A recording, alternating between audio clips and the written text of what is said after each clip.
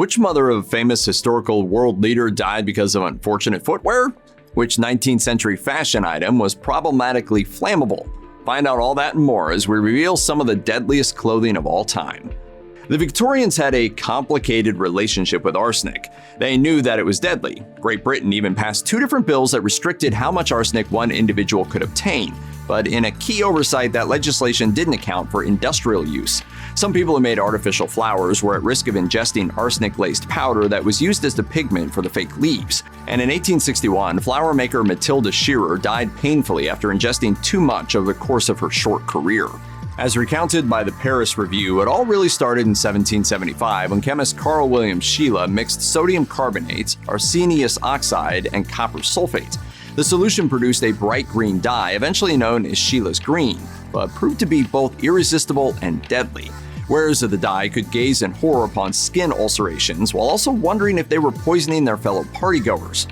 What's worse, the dye was so loosely applied that it could easily be shaken out while a wearer was dancing or making small talk. Shirt and jacket collars may seem pretty innocuous, but for some men in the 19th century, they were death traps. But it all started as a convenience. The detachable collar was invented by New York housewife Hannah Lord Montague in 1825. Sick of laundering her husband's shirts when the collar got dirty, she realized that she could simply create a separate collar that kept him looking tidy while sparing her extra washing. Eventually, highly starched collars became all the rage, though they were occasionally referred to as father killers. The reason was that if a man were to become unconscious, perhaps having one too many brandies, then he might slump forward and the overly stiff collar would then cut off his airway and blood supply. This might sound far-fetched, but it reportedly did happen on occasion. In 1888, the New York Times wrote about one man who was found dead in a city park, having apparently gotten drunk and then passed out on a bench. When his head fell forward, his fashionable collar cut off his breathing. And a 1900 edition of Daily Mail and Empire reported that another unfortunate victim was found dead in his bed. The cause of death was determined to be a collar so tight that it choked him and caused bleeding in his brain.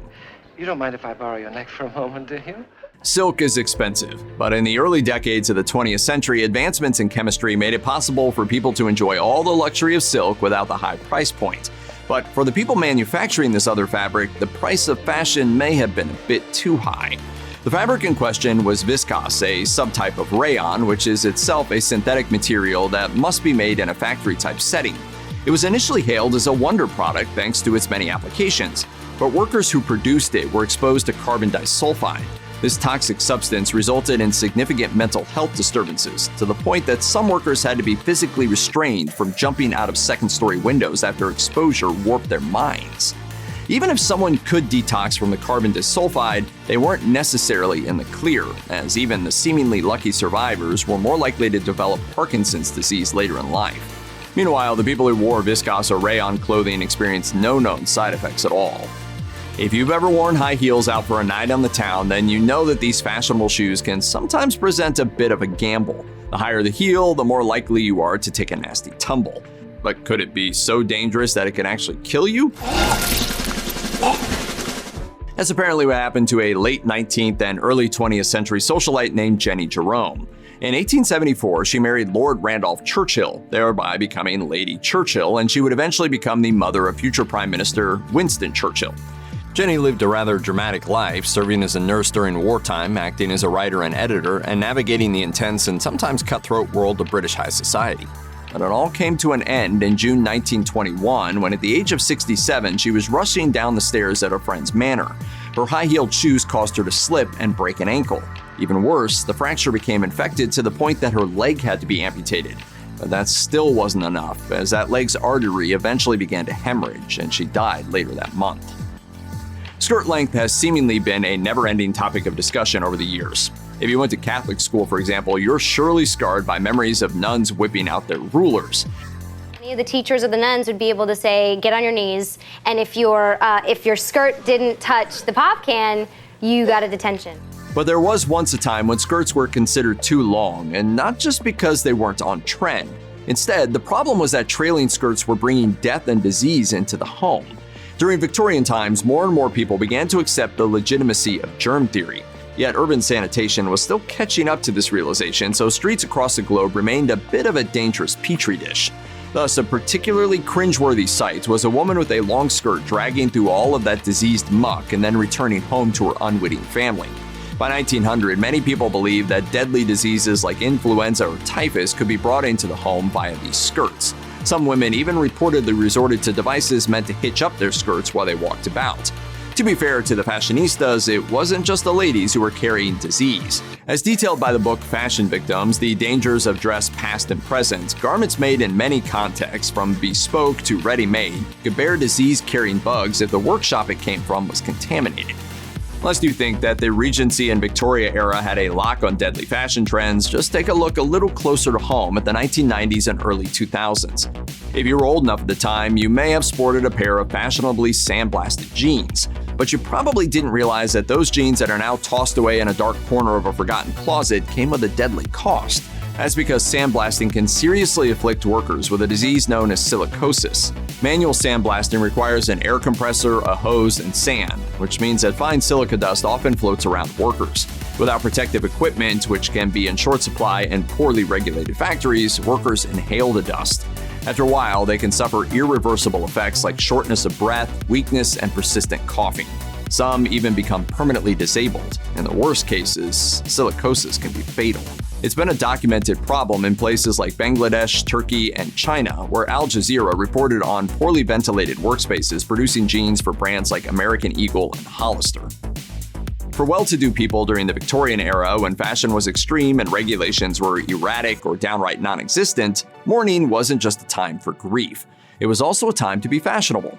Women especially were expected to follow a restrictive set of customs. At the height of this trend, widows were expected to spend a full year in deep mourning as they wore all black dresses made out of a dull fabric. And when they dared to venture outside, they would put on veils covering their faces. After a year, it was socially acceptable for them to lighten things up a bit in the second mourning and half mourning stages, which implemented a bit of color, but of course not too much, lest they appear to enjoy the loss of their husbands. Ironically enough, all that black fabric could be deadly.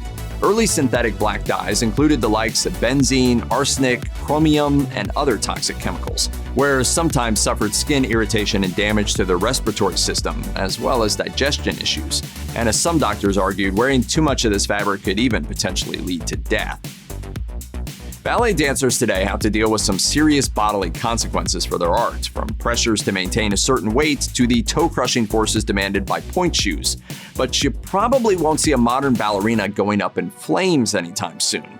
Unfortunately, dance trends of the past meant that this was once a fiery reality due to a 19th century trend for gossamer skirts and stages lit by oil lamps and candlelight. The flowy fabrics encouraged the free circulation of air, and if flames got too close, this could also mean the rapid growth of fire. That's what happened to ballet superstar Clara Webster, who died in 1844 after an oil lamp touched her outfit. Other dancers dressed in similar clothes stayed away for their own safety. And in 1862, ballerina Emma Livery died of blood poisoning over the course of an agonizing 8 months after her skirts caught fire on stage. She could have worn a costume that had been chemically treated with fire retardants, but the compound made skirts yellowish and overly crisp. Considering that dancers made or broke their careers on such aesthetic decisions, it's not surprising that Livery declined the treated skirts. It was only a relatively brief fashion trend, but the Hobble skirt proved to be a serious hindrance to many women. The height of this fashion happened between 1905 and 1910, when the long restrictive skirts were so tight at the bottom that they impeded a wearer's gait to a characteristic hobble. For many, it was merely an annoyance when they wanted to keep up with a group or make their way from one room to another. But for an unfortunate few, the trend proved deadly. One such incident, recounted in the book Fashion Victims, occurred at a racecourse near Paris in 1910, when a horse bolted through a crowd. Most people got away, but one woman was so restricted by her skirt that she remained in the animal's path. She fell beneath the horse, and with her hair caught in its shoes, she was dragged along for some period of time. She eventually died of a skull fracture. And in 1911, the Adelaide, Australia newspaper The Advertiser reported that 2 women had died in a boating accident in a Russian resort. The reporter rather harshly blamed their drowning on the, quote, imbecile dress that hobbled them at the knees, despite their apparent reputation as good swimmers in other outfits. How can a woman possibly fight in this? Fight? We use our principles. Lest you feel smug for being a modern person living in a world that's mostly free of arsenic-laced dresses and typhus-laden coats, why don't you go take a look in your own closet?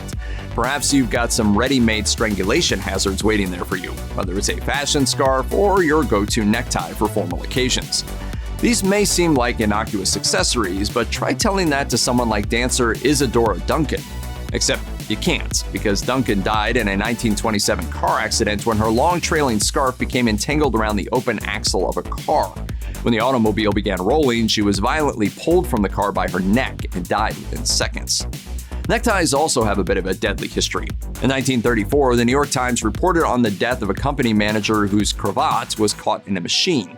And even as recently as 2001, a New Zealand man suffered a similar fate when his more modern necktie was caught up in a sanding machine, as reported by the New Zealand Herald.